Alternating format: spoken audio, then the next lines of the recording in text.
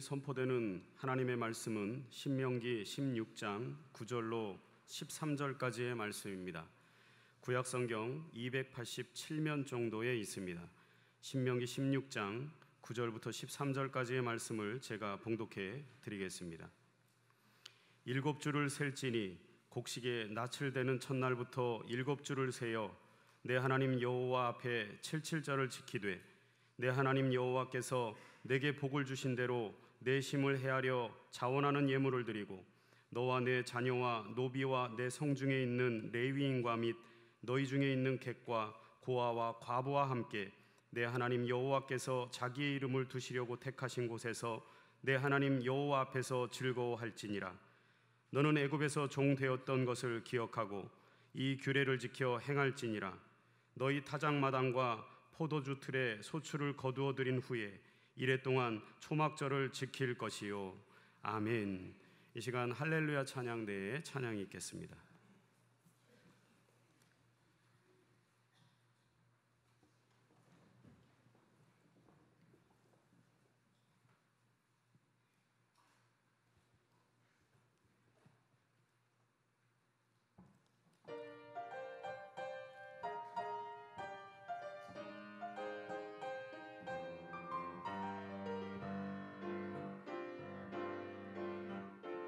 모든 나는 새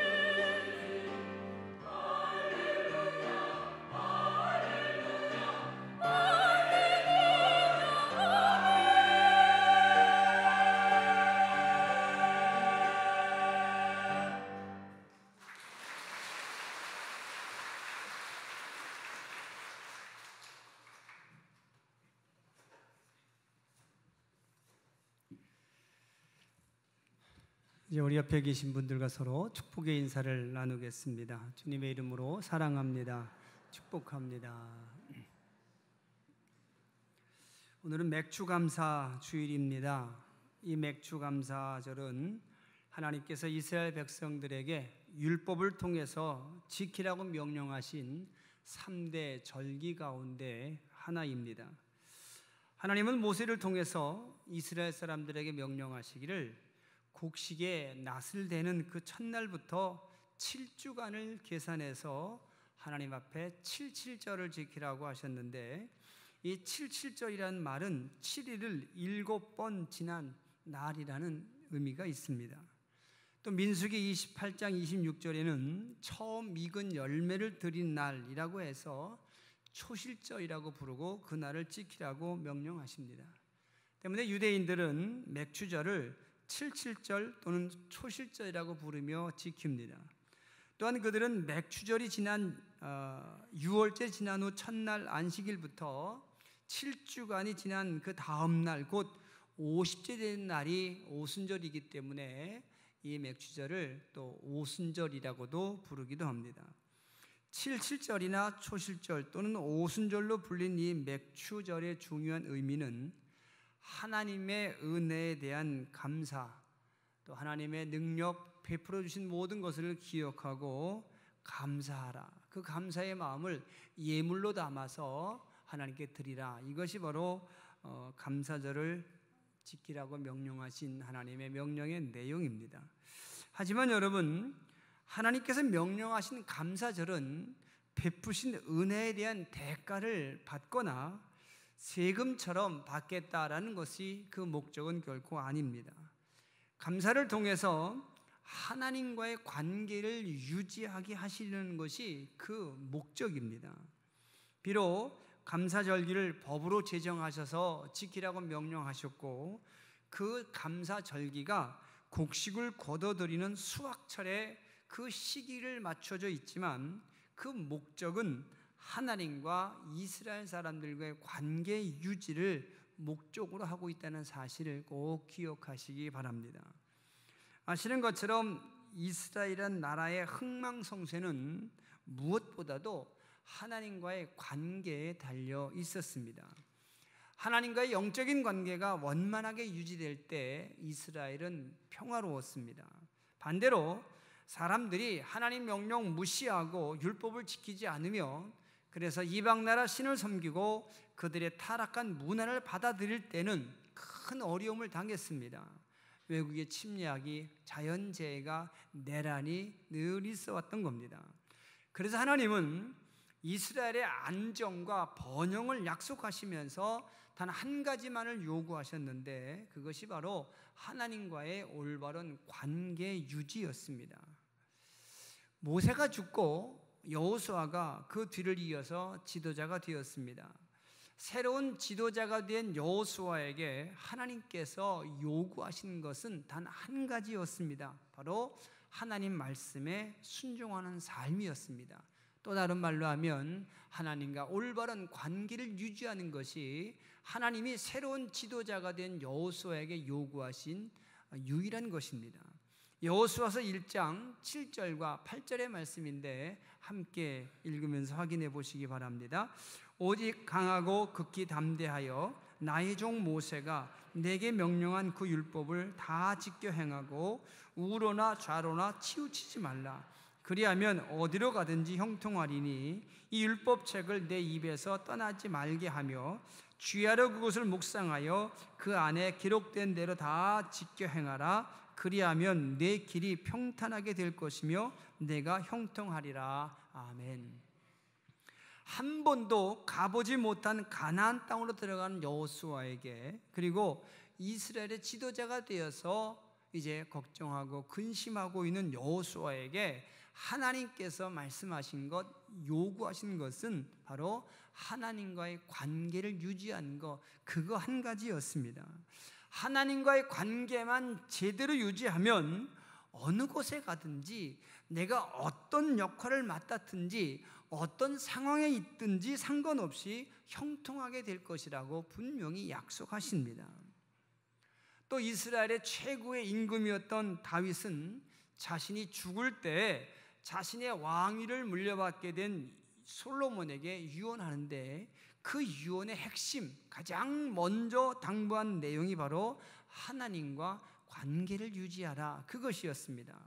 나라의 경제와 정치와 국방과 외교와 같이 왕으로서 해야 될 일들이 참으로 많을 텐데, 무엇보다도 하나님을 섬기고 그 명령에 따르며 하나님과 관계를 유지하는 것, 그것이 왕으로서 해야 될 가장 중요하고 가장 먼저 해야 될 것이라고 당부합니다.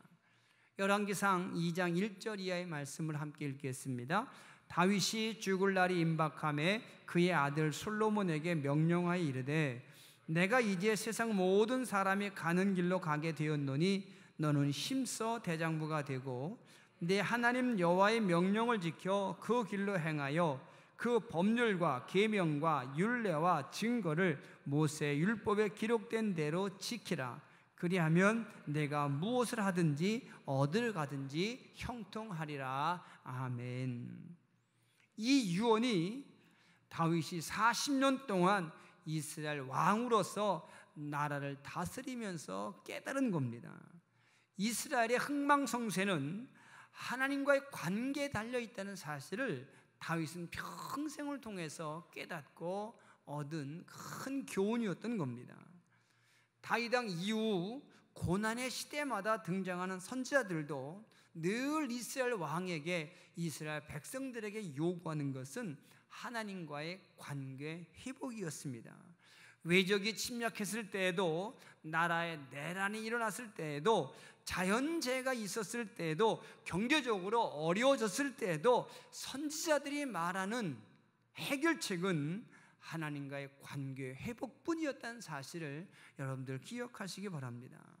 여러분, 하나님과의 관계가 모든 일의 성공과 실패를 결정짓습니다.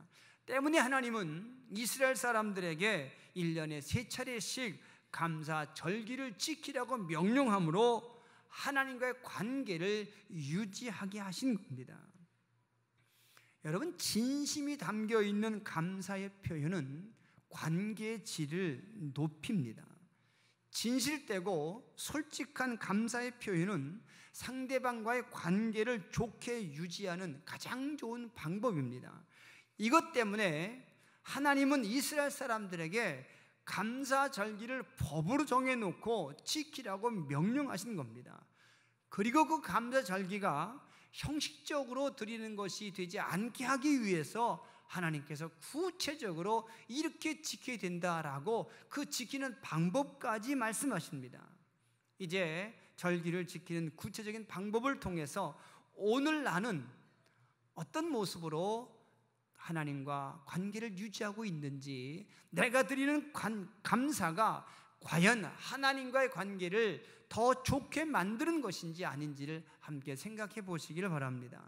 첫째로, 하나님은 감사절기를 지킬 때 자원하는 예물을 드리라고 말씀합니다. 신명기 16장 10절의 말씀을 함께 읽겠습니다.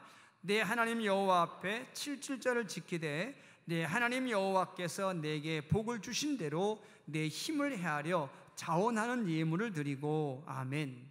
하나님께서 이스라엘 사람들에게 말씀하시기를 내 하나님 여호와께서 내게 복을 주신 대로 드리라고 말합니다. 이 말은 하나님께서 사람들에게 먼저 주신 것이 있고, 사람이 하나님께 드리기 전에 먼저 하나님께로부터 받은 것이 있다는 것을 기억하고 인정하라는 말씀입니다. 사람의 것을 하나님께 드리라는 뜻이 아닙니다. 내 것을 하나님께 드려야 된다고 말씀하시는 것이 아닙니다. 하나님께서 사람들에게 먼저 주셨고 하나님이 내게 먼저 주셨다는 사실을 깨닫고 인정하라는 것입니다. 여러분, 생각해 보면 이 말씀이 맞습니다. 우리가 가지고 있는 것이나 누리고 있는 모든 것들이 본래부터 내 것은 하나도 없었다는 사실을 우리는 인정하지 않을 수 없습니다. 그리고 앞으로도 영원히 내 것이 될 수 있는 것 아무것도 없습니다. 내가 가지고 있다고 해서, 내가 누리고 있다고 해서 내가 만든 것처럼 보이지만 그것이 영원히 내 소유가 될 것 아무것도 없다는 것을 우리는 잘 알고 있습니다.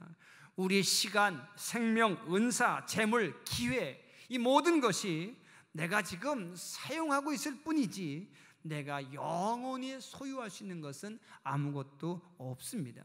때문에 지금 우리가 자원해서 예물을 드린다는 것은 하나님께서 먼저 우리에게 주셨다는 사실을 인정하고 고백하는 신앙 고백이 되어야 한다는 뜻이기도 합니다. 그리고 중요한 말씀은 내 힘을 헤아려 라는 말씀입니다. 내가 드릴 수 있는 만큼 드리라는 겁니다. 내가 드려서 기쁠 수 있는 만큼 드리라는 겁니다. 하나님을 향한 감사의 마음의 크기만큼만 드리라는 겁니다. 드리고 후회할 만큼은 드리지 말아라. 내 힘에 붙일 만큼은 드리지 말아라. 드린 다음에 찜찜하고 후회하고 걱정하고 염려할 만큼의 예물은 하나님께서 받지 않으신다는 뜻이기도 합니다. 이 말씀은 사람이 하나님께 예물 드릴 때는 그 예물에는 후회하지 않을 만큼의 기쁨과 감사, 충분히 기뻐하고 정직한 기쁨이 있는 그런 예물을 드려야 된다는 뜻이기도 합니다. 고린도후서 9장 7절에 보면 이렇게 말씀합니다. 각각 그 마음에 정한 대로 할 것이요 인색함으로나 억지로 하지 말지니 하나님은 즐겨내는 자를 사랑하시느니라.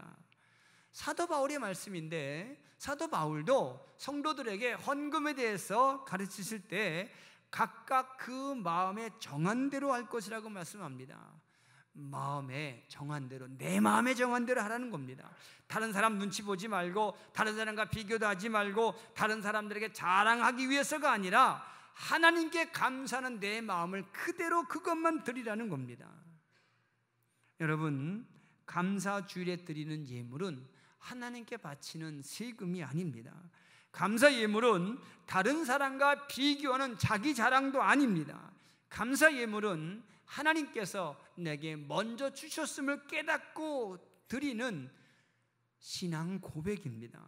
감사 예물은 내 마음속에 있는 감사의 크기만큼, 기쁨의 크기만큼 드리는 자원하는 예물이어야 된다는 것을 꼭 기억하시길 바랍니다. 그런데 여러분, 우리는 여기서 자원하는 예물이란 말을 가지고 또 한 가지 생각해 볼 것이 있습니다. 우리 마음속에 이상한 마음이 있다는 것을 한 가지 깨달으셔야 합니다. 사람은 대부분이 좋은 일에 자원하기보다는 옳지 않은 일에 자원하기를 더 좋아한다는 사실입니다. 더 적극적이라는 사실입니다. 예를 들어서 하나님께서 원하시는 일에 자원하기보다는 내가 원하는 일, 내 욕심이 요구하는 일, 그래서 결과적으로 하나님께서 원하지 않으시는 일에 자원하려는 사람들이 더 많다는 사실입니다.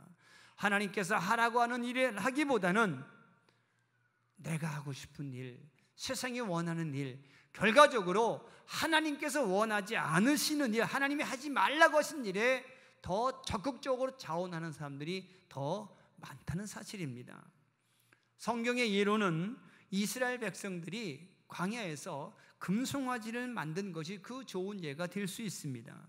모세가 하나님 율법을 받기 위해서 시내산에 올라갔다가 내려오지 않았습니다. 이스라엘 사람들이 불안해졌습니다. 그래서 모세를 기다려야 될 백성들이 더 이상 기다리지 못하고 아론에게 쫓아가서 이제 모세가 내려오지 않으니까 당신이 우리를 인도하여 할 신을 만들라고 요구합니다. 백성들의 협박에 겁에 질린 아론은 백성들에게 말합니다. 그러면 내가 하나님을 만들 테니까 너희들 자원하는 예물을 드려라. 그러자 그들이 금을 내놓습니다. 백성들이 금붙이를 앞을 다퉈서 내놓았는데 얼마나 많이 내놓았는지 금으로 송아지를 만들 만큼, 금 송아지 형상을 만들 만큼 많은 금을 자원해서 내놓았습니다. 그리고 그 금송아지를 가리켜서 애굽에서 우리를 인도해낸 신이라고 말하며 춤을 추고 노래를 불렀습니다. 여러분, 이상하게도 사람들은 잘못된 일과 타락한 일에는 아낌이 없습니다. 죄 짓는 일에는 시간이 아깝지 않고 몸을 해롭게 하는 일에는 돈도 아깝지 않게 쓰고 있는 것이 요즘 사람들의 모습이고 오늘 내 마음속 한구석에 숨어있는 그런 우리의 본성이기도 합니다. 여러분, 술과 도박을 생각해 보시기 바랍니다. 안 먹겠다는 술을 왜 그렇게 내 돈 들여 사서 먹이는지 알 수가 없습니다. 도박하는 사람들도 다 잃어버리고 이제 그만하겠다고 가는 사람들 왜 돈을 구워줄 테니까 더 하라고 말리는지 그것도 알 수 없는 일 아니겠습니까? 여러분, 우리가 하나님께 자원하는 예물 드리는 것을 감사로 여겨서 기쁨으로 여겨서 행복으로 여겨서 드리는 것이 습관이 되면, 훈련이 되면 우리는 내 마음 한켠에 있는 하나님께서 원하지 않는 일에 자원하고자 하는 그런 마음을 예방하는 일이 된다는 사실을 기억하시기 바랍니다.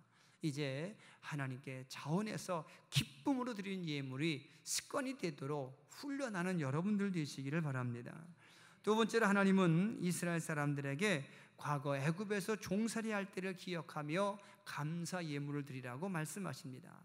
16장 12절 말씀 보시면 애굽에서 종되었던 것을 기억하고 이 규례를 지켜 행할지니라고 말씀합니다. 애굽에서 노예로 살면서 그 비참하고 고달팠던 삶을 기억하고 그런 삶에서 구원해 주신 하나님의 사랑과 능력과 은혜와 자비를 잊지 말고 기억하기 위해서 감사 예물을 드리라고 말씀하신 겁니다. 여러분, 하나님께서 애굽의 종살이와 출애굽의 사건을 기억하라는 말씀은 너희들이 지금 누리고 있는 이 자유와 행복이 어디에서부터 시작되었는지를 생각하라는 말씀이기도 합니다. 종살이와 출애굽을 기억하라는 말씀은 이스라엘 민족이 누구와의 관계 속에서 만들어졌는지, 어떻게 해서 지금의 이스라엘 사람들이 되었는지, 더 잘 살기 위해서는 누구를 의지해야 되는지, 무엇을 바라봐야 되는지, 어디에 서 있어야 되는지를 깨닫게 하기 위해서 하나님께 감사하며 예물을 드리라고 말씀하신 겁니다. 여러분, 오늘 우리에게 하나님께서 맥주 감사절을 지키라고 명령하십니다. 그 이유는 2016년 전반기 동안에 내게 어떤 복을 주셨는지를 계산해서 세금을 내라는 뜻이 절대로 아닙니다. 지금까지 살아온 내 모든 과거에 하나님의 구체적인 사랑과 은혜와 자비로우심이 가득 차 있었다는 사실을 기억해내라는 겁니다. 지금 내가 이 자리에 이 모습이 있기까지 하나님이 어떻게 도우셨는지, 어떻게 사랑하셨는지, 어떻게 간섭하셨는지를 다시 기억하고 감사하라는 뜻입니다. 그리고 그 과거의 기억을 통해서 오늘 내가 무엇을 바라봐야 되는지, 어디에 서 있어야 되는지, 누구하고 관계를 새롭게 맺어야 되는지를 깨닫고 결심하기 위해서 과거를 기억하며 감사 예물을 드리라고 명령하신 겁니다. 여러분, 과거의 역사를 통해서 교훈을 얻지 못하는 사람은 미래를 계획할 수 없다고 말합니다. 지난날 나를 도우셨던 하나님의 은혜와 그 능력을 깨닫지 못하는 사람은, 기억하지 못하는 사람은, 감사하지 못하는 사람은 미래에 대한 소망을 얻을 수가 없습니다. 지금까지 한 번도 하나님의 은혜를, 하나님의 능력을, 하나님의 사랑을 받아보지 못했다고 생각되는 사람들은 앞으로도 그 하나님의 사랑과 은혜를 기대할 수가 없게 되는 겁니다. 더더군다나 하나님께서 나를 위해서 좋은 계획을 세우셨다는 사실만큼은 더더욱 기대도 상상도 할 수가 없게 되는 겁니다. 때문에 과거의 은혜와 사랑을, 하나님께서 베풀어 주셨던 과거의 은혜와 사랑을 오늘 다시 기억하고 감사하는 것은 내일에 대한 소망을 갖는 방법 가운데 중요한 방법이며 시작일 수 있습니다. 여러분, 옛 어른들이 이렇게 말씀하지 않으십니까? 고기도 먹어본 사람이 먹을 줄 알고 사랑도 받아본 사람이 사랑할 줄 아는 거다라고 말씀하시는데 그 말씀이 하나도 틀리지 않습니다. 영적으로도 똑같습니다. 하나님의 은혜와 사랑을 받아본 사람, 그 은혜와 사랑을 기억하는 사람, 그 은혜와 사랑을 감사하는 사람만이 앞으로도 하나님께서 그 사랑, 그 은혜, 그 능력으로 나를 도우실 것이라는 확신과 기대를 갖게 되는 겁니다. 때문에 과거의 사랑과 은혜를 오늘 다시 기억하고 감사하는 이 감사절기는 우리의 미래를 계획하는 중요한 출발점이 된다는 사실을 믿고 감사하시기 바랍니다. 이제 감사절을 통해서 하나님이 도우셨던 여러분의 지난 날을 되돌아보시길 바랍니다. 그리고 변함없으시고 한결같으신 하나님의 은혜와 사랑이 여러분의 내일과 미래를 계획하셨음을 믿고 감사하며 오늘을 살고 내일을 소망하는 여러분들 되시기를 바랍니다. 마지막 세 번째로 맥주 감사절은 모두가 함께 즐겨야 된다라고 말씀합니다. 신명기 16장 11절의 말씀을 함께 읽겠습니다. 너와 네 자녀와 노비와 네 성중에 거하는 레위인과 및 너희 중에 있는 객과 고아와 과부와 함께 네 하나님 여호와께서 그 이름을 두시려고 택하신 곳에서 네 하나님 여호와 앞에서 즐거워할지니라. 아멘. 맥주절에는 농사짓는 농부뿐만이 아니라 어느 누구라도 어떤 직업에 종사하든 외국인이라 할지라도 나그네라 할지라도 다 하나님 앞에 나와서 함께 즐겁게 축제를 벌여야 된다고 말씀하고 있습니다. 만약에 여러분 세금을 내듯 감사 예물을 바치는 것이 절기라면 함께 기뻐해야 될 이유가 없습니다.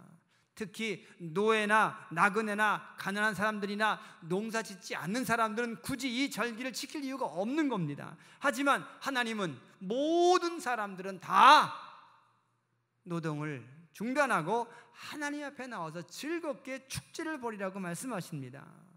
여러분 왜 그렇습니까? 하나님께 감사하는 것이 그 어떤 것보다 우선되어야 하고 중요하기 때문입니다. 이것이 얼마나 중요한지, 하나님께 감사하는 것이 얼마나 중요한지, 얼마나 귀한 것인지 하나님은 이스라엘 사람들에게 또 다른 약속을 하시는데, 너희들이 내 말에 따라서 내 명령에 순종하기 위해서 너희들 모든 것 다 바쁜 것, 급한 것, 중요한 것 다 내려놓고 내게 와서 감사의 축제를 벌이면 나머지는 내가 다 책임지겠다라고 약속하십니다. 사람이 사는 데 있어서 정말 중요한 집과 땅과 직업, 직장, 사업, 이것들이 정말로 기본적으로 중요한 것인데 그것보다 더 중요한 게 하나님께 나와서 감사하며 함께 축제를 벌이는 것이라고 말씀하십니다. 출애굽기 34장 24절의 말씀을 함께 읽겠습니다. 내가 이방 나라들을 내 앞에서 쫓아내고 내 지경을 넓히리니 내가 매년 3번씩 여호와 내 하나님을 뵈려고 올 때에 아무도 내 땅을 탐내지 못하리라. 아멘. 하나님께서 명령하신 그 절기를 지키기 위해서 사람들이 자기의 급한 일, 중요한 일을 내려놓고 하나님 명령에 순종하면 하나님께서 그 사람들의 모든 것을 다 책임져 주신다고 약속하십니다. 내가 너희 집도 지켜주고 포도원도 지켜주고 너희 사업도 직장도 다 지켜줄 테니까 너희는 걱정하지 말고 내 명령에 따라서 와서 모여 감사와 기쁨과 즐거움으로 축제를 벌이라고 말씀하십니다. 그렇다면 여러분, 하나님께서 이렇게까지 하시면서 감사 절기를 지키려고 하신 이유가 어디에 있겠습니까? 그 어떤 것보다도, 그 어떤 일보다도 하나님께 감사하는 것이 우선이어야 되고 중요하기 때문입니다. 하나님께 감사하는 것이 얼마나 중요한지 출애굽기 23장 18절에서는 또 이렇게도 말씀하십니다. 내 토지에서 처음 거둔 열매 가장 좋은 것을 가져다가 너희 하나님 여호와의 전에 드릴지니라. 가장 먼저, 가장 좋은 것, 가장 중요하게 여겨서 하나님께 감사의 예물을 드리라, 이렇게 말씀하시는 겁니다. 감사하는 것을 가장 먼저 해야 되고 가장 좋은 것으로 해야 되고 가장 중요하게 여기라고 말씀하십니다. 왜 그렇습니까? 감사는 하나님과의 관계를 유지하는 가장 좋은 방법이기 때문에 그렇습니다. 그리고 하나님과의 관계가 끊어지면 그 어떤 사람도 그 사람의 생명이나 돈과 땅도 사업도 직장도 기회도 아무 의미가 없어지기 때문입니다.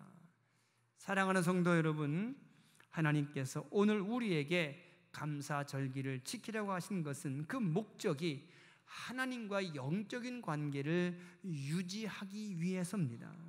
하나님과의 관계가 깨어지면 여러분 아무 의미가 없습니다. 이제 우리는 하나님께 감사하는 것이 내가 해야 될 일 가운데 가장 먼저 해야 될 일, 가장 중요한 일임을 먼저 인정하시길 바랍니다. 하나님께 감사하시기 바랍니다. 우리가 가지고 있는 모든 것, 누리고 있는 모든 것, 내가 만든 것이 아니고 하나님이 이미 주신 것임을 믿고 먼저 감사하시길 바랍니다. 참으로 고단했고 나약했던 우리의 지난 날에 하나님께서 크신 은혜와 능력과 사랑으로 우리를 지키시고 보호하셔서 오늘 지금 이 자리에 내가 있기까지 하나님의 도우심이었던 사실을 인정하고 감사하는 여러분들 되시기를 바랍니다. 그 어떤 것보다, 그 어떤 일보다 여러분 중요한 것이 하나님께 감사하는 것임을 인정하셔서 정말 풍요로워질수록 감사하는 마음이 줄어드는 요즘 우리에게 감사의 마음이 회복되기를 위해 기도하시기를 바랍니다. 하나님께 감사하는 것, 기쁨으로 감사하는 것, 즐거움으로 감사하는 것, 그 감사로 모든 이들이 모여 함께 축제를 벌이는 것, 이것이 나를 가장 크게 만들고 우리를 가장 행복하게 만드는 삶의 방법인 것을 기억하시고 늘 감사를 잊지 않고 감사 속에서 승리하는 여러분들 되시기를 우리 주님의 이름으로 부탁을 드리겠습니다. 기도하겠습니다. 사랑이 많으신 아버지 하나님 고맙습니다. 귀한 감사절기를 명령하시고 지키라고 하심을 또한 감사합니다. 이 감사절기를 통해서 하나님과의 관계를 다시 되돌아보게 하시고 주신 은혜, 받은 사랑 기억하게 하시옵소서. 그 어떤 것보다도 중요한 것, 그 어떤 것보다도 먼저 해야 될 일, 이것이 감사임을 다시 확인하게 하심으로 감사를 잃어버리지 않는 성도들 되게 하시고 그래서 하나님과 좋은 관계 속에서 늘 승리하며 살아가게 하시옵소서. 예수님의 이름으로 감사하며 기도합니다. 아멘. 우리 모두